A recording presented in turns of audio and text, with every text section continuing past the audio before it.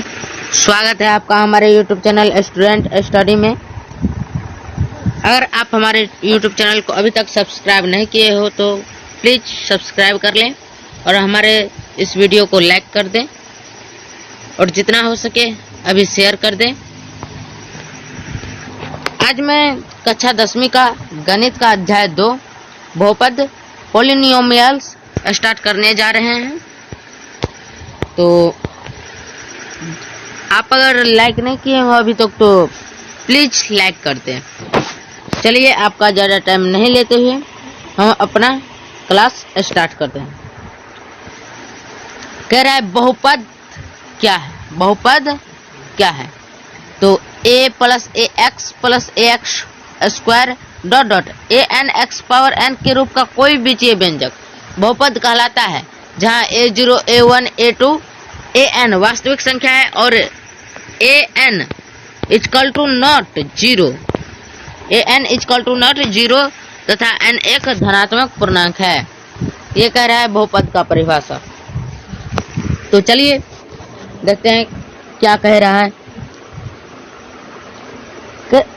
देखिए आप समझने वाली बात है। ए बोल रहा है तो ए उसके पश्चात प्लस दिया है, plus a x plus a x square dot dot dot a n x power n. मतलब ए का कोई भी पद हो सकता है, पावर भी कुछ भी हो सकता है। तो इस रूप का कोई बीजीय व्यंजक जो होगा वो बहुपद कहलाएगा। 2 मिनट रुक जाइए। वो बहुपद कहलाएगा। तो चलिए बहुपद समझ गए। अगला बात इसमें कह रहा है कि जहाँ a0 a1 a2 an वास्तविक संख्या है, बहुपद में कोई भी संख्या हो वो हमेशा वास्तविक संख्या होना चाहिए, ये इनका शर्त है। और an equal to not zero, मतलब an मतलब कोई भी संख्या हो उसका मान जीरो नहीं होना चाहिए, उसका मान जीरो नहीं होना चाहिए। उसके पश्चात n एक धनात्मक पूर्णांक, n कौन सा पूर्णांक है तो धनात्मक पूर्णांक। समझ गए यहाँ तक। तो चलिए धनात्मक पूर्णांक आप लोग समझते हो जिस पूर्णांक में माइनस नहीं लगा हो, घटाव का चिन्ह नहीं लगा हो किसी पूर्णांक में, जो पूर्णांक में वो हो जाएगा धनात्मक ऋणात्मक पूर्णांक जिसमें माइनस लगा होगा। और जिस पूर्णांक में माइनस नहीं लगा हो वो पूर्णांक धनात्मक हो जाएगा। देखिए ये 4 धनात्मक पूर्णांक हो गया और ये -4 ऋणात्मक पूर्णांक हो गया। समझ गए आप लोग। तो चलिए आगे बढ़ते हैं। आगे कहता है बहुपद का घात। बहुपद का घात क्या है। बहुपद में चर राशि के उच्चतम घात को बहुपद का घात कहते हैं। जैसे में इसको देख लेते हैं। 2x square plus 3x plus, चलिए माइनस से रहने माइनस 8 कर देते हैं। तो इसमें इसका भी घात 1 है लेकिन ये दिखाई नहीं दे रहा है, लेकिन इसका घात तो 1 से ज्यादा है, 2 है। तो क्या क्वेश्चन इसमें क्या करें, बहुपद में चर राशि के उच्चतम घात को बहुपद का घात, सबसे ज्यादा घात ये है, उच्चतम मतलब सबसे ज्यादा। तो सबसे ज्यादा घात क्या है, 2 है। तो इस बहुपद का घात क्या होगा, इस बहुपद का घात 2 होगा। इस बहुपद का घात क्या होगा, 2 होगा। समझ गए। अगर ऐसे बहुपद होता 8 power 4 8x power 4 plus 5x cube plus 2x square, थोड़ा इसको अधिक कर लेते हैं छोटा, plus 2x square plus 6x plus 5 होता। तो इस बहुपद का उच्चतम घात क्या है। बहुपद में चर राशि के उच्चतम घात को बहुपद का घात कहते हैं। पूछेगा इस बहुपद का घात क्या है, तो इसका उच्चतम घात क्या है, 4। तो इस बहुपद का घात क्या होगा, 4 होगा। इस बहुपद का घात क्या होगा, 4 होगा। इस बहुपद का घात 4 होगा। तो चलिए यहाँ तक लिए हमारी बात क्लियर हो गई है। अब थोड़ा इसको मिटा लेते हैं। सेकंड पर हम चलते हैं। सेकंड हमारा क्या कह रहा है?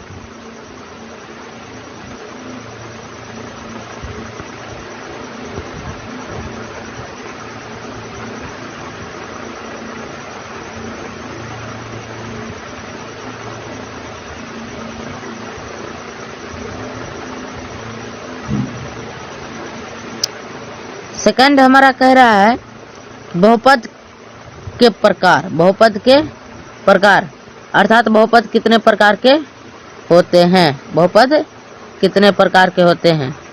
तो बहुपद को दो भागों में बांटा गया है। बहुपद के प्रकार कितने भागों में बांटा गया है? दो भागों। दो आधार पर बहुपद को बांटा गया है।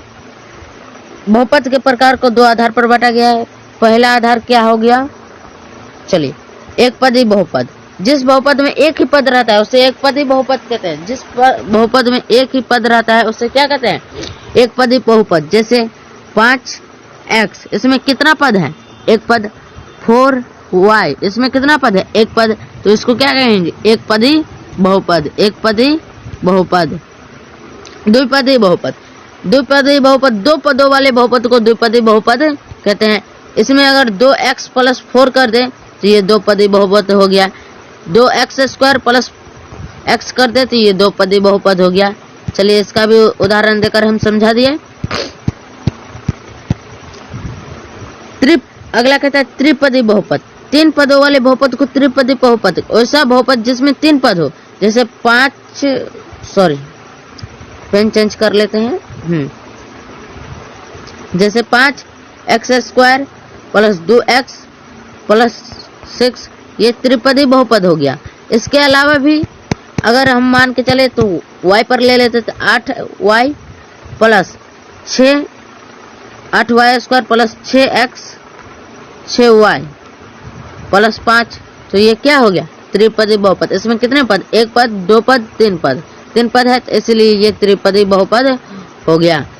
अगला चलिए देखते हैं अगला क्या कह रहा है। अगला कह रहा है शून्य बहुपद। शून्य बहुपद अब क्या है?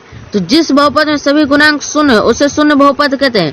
अर्थात अगर हम वो समीकरण लिखे थे 8x + 6x² + 9 ऐसे समीकरण लिखे तो इसको त्रिपदी बहुपद कहेंगे।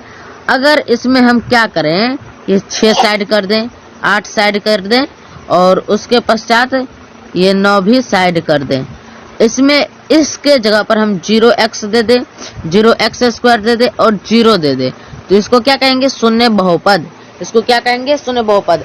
क्या है कि जिस बहुपद में सभी गुणांक शून्य उसे शून्य बहुपद कहते हैं। इसका भी गुणांक शून्य, इसका भी गुणांक शून्य, इसका भी गुणांक शून्य, इसलिए ये शून्य बहुपद है।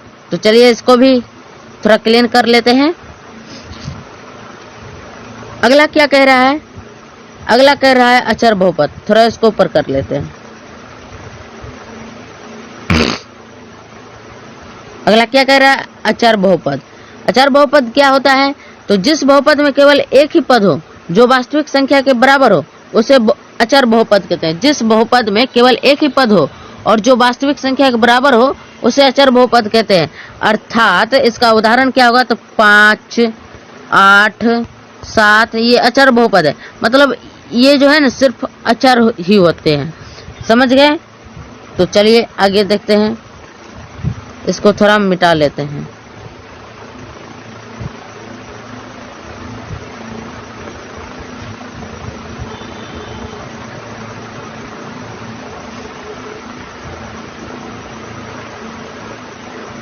अगला कह रहा है बहुपद के प्रकार। बहुपद के प्रकार। तो चलिए देखते हैं बहुपद कितने प्रकार के होते हैं। तो इसको भी थोड़ा क्लीन कर लेते हैं, आगे बढ़ते हैं।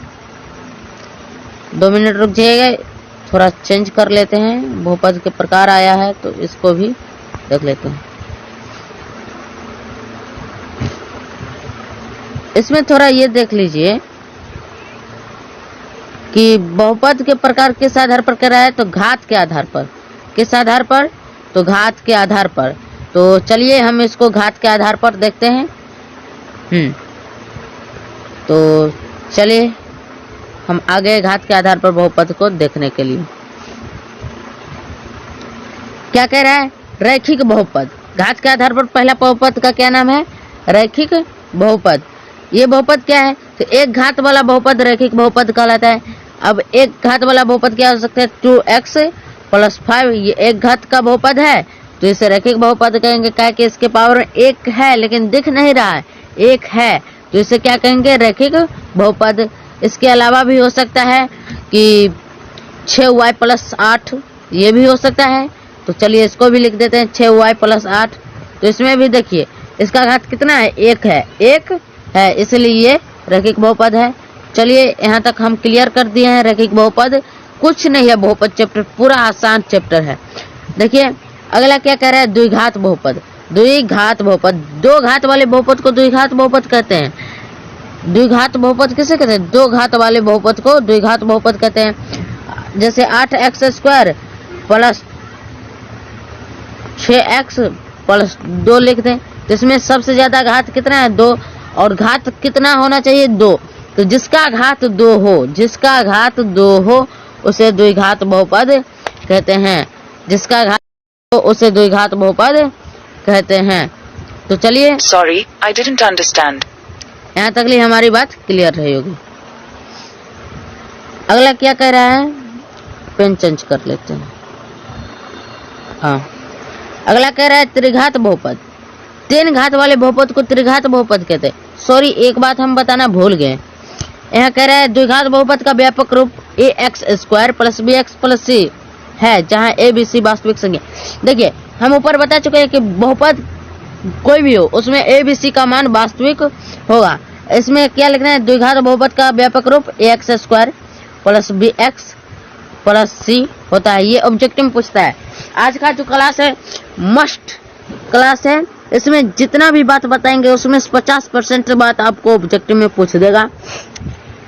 तो चलिए अगला कहता है त्रिघात बहुपद। 3 घात वाले बहुपद को त्रिघात बहुपद कहते हैं। तो अब आप पूछिएगा भैया 3 घात वाले बहुपद भी होते हैं क्या? तो हाँ होते हैं।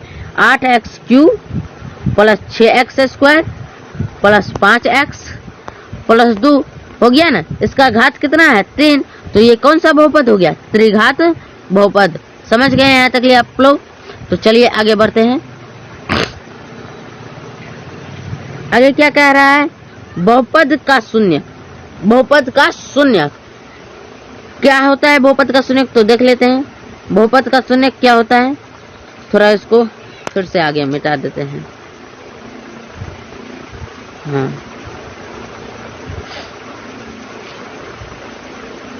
बहुपद का शून्य कह रहा है एक वास्तविक संख्या a बहुपद px का शून्य कहलाता है यदि pa = 0 हो।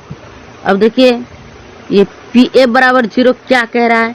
तो देखिए जैसे में अगर हम ले ले pa = 0 कह रहा है तो शून्य का हमको निकालना है। तो किसी भी समीकरण का हमको 0, अगर px हमारा क्या है? px हमारा हो गया 8x² + 6x + 2।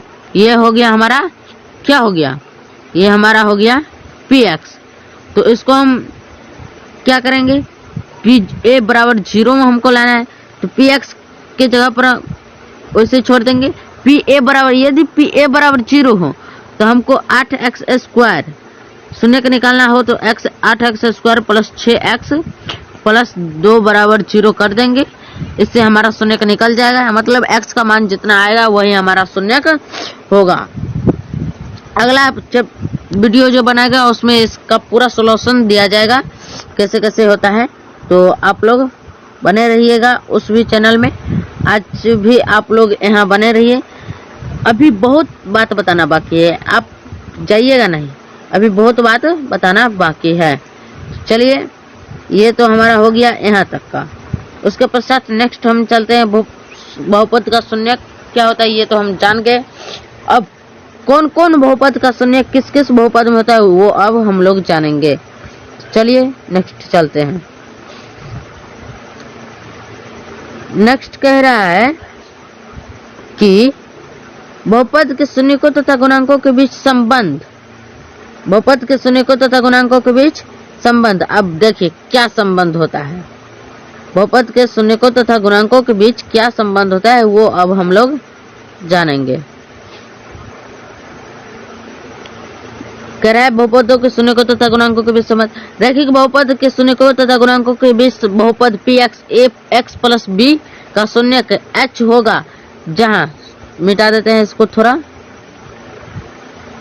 एच होगा जहां यदि पी एच इक्वल टू 0, अर्थात पिछले बहुपद के शून्यक में पता है कि पी ए बराबर 0 होना चाहिए, तो यहाँ कह रहा है पी एच बराबर 0 यदि होगा तब तो निकलेगा रैखिक बहुपद का शून्यक।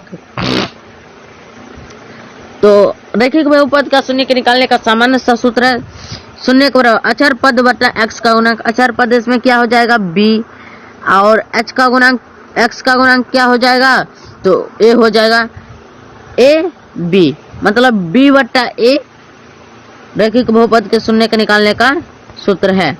इसको कैसे लिख सकते हैं, b बटा a इक्वल टू b बटा a। समझ गए यहाँ तक? नेक्स्ट चलते हैं। नेक्स्ट क्या कह रहा है, नेक्स्ट कह रहा है द्विघात बहुपद के शून्यकों तथा गुणांकों के बीच संबंध। ये तो हमारा रैखिक बहुपद था, अब हमारा क्या है, द्विघात बहुपद। तो देखिए शून्यकों का योग x माइनस एक्स का गुणांक बट्टा एक्स स्क्वायर का गुणांक।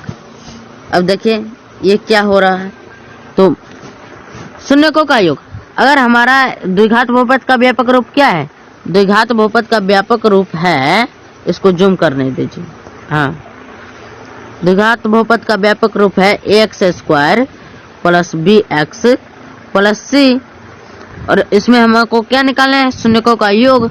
तो शून्यकों के योग को हमेशा अल्फा प्लस बीटा से सूचित किया जाता है, इसको माइनस बी बटा ए किया जाता है। अब देखिए इसी को कहते हैं शून्यकों के बीच संबंध, शून्यकों तथा गुणांकों के बीच संबंध। द्विघात बहुपद में क्या कह रहे हैं, शून्यकों का योग माइनस एक्स का गुणांक, माइनस एक्स, यहाँ देखिए ये x है, इसके पीछे माइनस लगाया तो माइनस b हो जाएगा, माइनस एक्स का गुणांक हो गया। उसके पश्चात इसको गुणांक बोलते हैं, इसको क्या बोलते हैं, गुणांक। x के पीछे a हो या b हो उसको गुणांक बोलते हैं, ये हो गया गुणांक। क्या कर रहे हैं, माइनस एक्स का गुणांक बट्टा एक्स स्क्वायर का गुणांक। अब देखिए एक्स स्क्वायर का गुणांक क्या है, a है ना, तो एक्स स्क्वायर का गुणांक a हो गया। तो चलिए यही, अगर शून्यकों का योग पूछे द्विघात बहुपद में तो अल्फा प्लस बीटा बराबर माइनस बी बटा ए सूत्र लगा दीजिएगा, आपका आंसर निकल आएगा। तो चलिए नेक्स्ट चलते हैं। नेक्स्ट क्या कह रहा है, शून्यकों का गुणनफल होगा द्विघात बहुपद में, शून्यकों का गुणनफल होगा, है ना। क्या कह रहा है, द्विघात बहुपद के शून्यकों तथा गुणांकों के बीच संबंध, शून्यकों का गुणनफल अचर पद बट्टा एक्स स्क्वायर का गुणांक। अब अचर पद क्या होता है ये भी समझ लीजिए। हमारा द्विघात बहुपद का व्यापक रूप A x square plus B X plus C ये होता है। अचर पद क्या हो जाएगा, कह रहा है शून्यकों का गुणनफल तो alpha plus beta, alpha into beta का, अल्फा बीटा का गुणनफल अर्थात अल्फा इंटू बीटा हो जाएगा। शून्यकों का गुणनफल क्या होगा, तो माइनस अचर पद बटा एक्स स्क्वायर का गुणांक, तो अचर पद हो गया सी, काहे कि इसमें एक्स नहीं लगाया तो अचर पद हो गया। एक्स स्क्वायर का गुणांक तो क्या हो जाएगा, एक्स स्क्वायर का गुणांक ए, तो सी बटा ए। अगर हमको अल्फा इंटू बीटा निकालने के लिए बोले तो हम ये सूत्र का उपयोग करेंगे। अगर क्वेश्चन पूछे कि द्विघात बहुपद में शून्यकों का गुणनफल क्या होगा, तो यही सूत्र का हम प्रयोग करेंगे। चलिए यहाँ तक हमने समझा दिया, आगे बढ़ते हैं।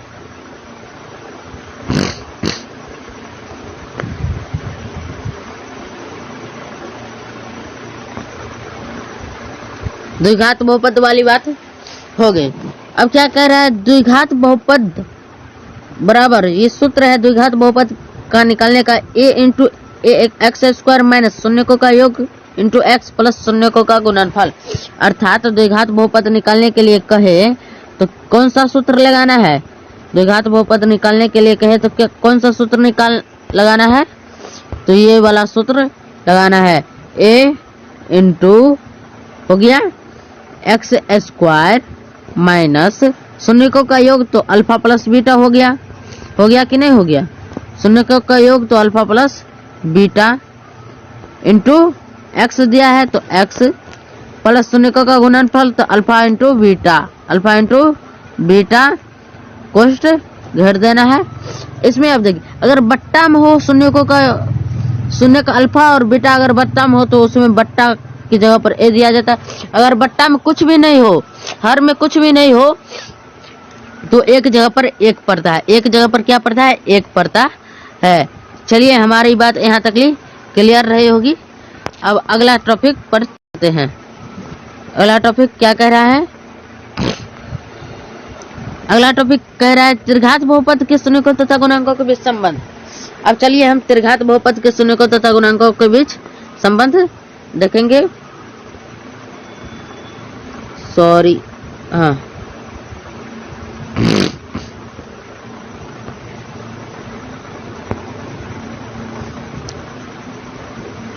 देखिए, त्रिघात बहुपद में शून्यकों का योग क्या होता है? त्रिघात बहुपद में शून्यकों का योग एक्स स्क्वायर का गुणांक बट्टा एक्स क्यू का गुणांक होता है। त्रिघात बहुपद किसे कहते हैं?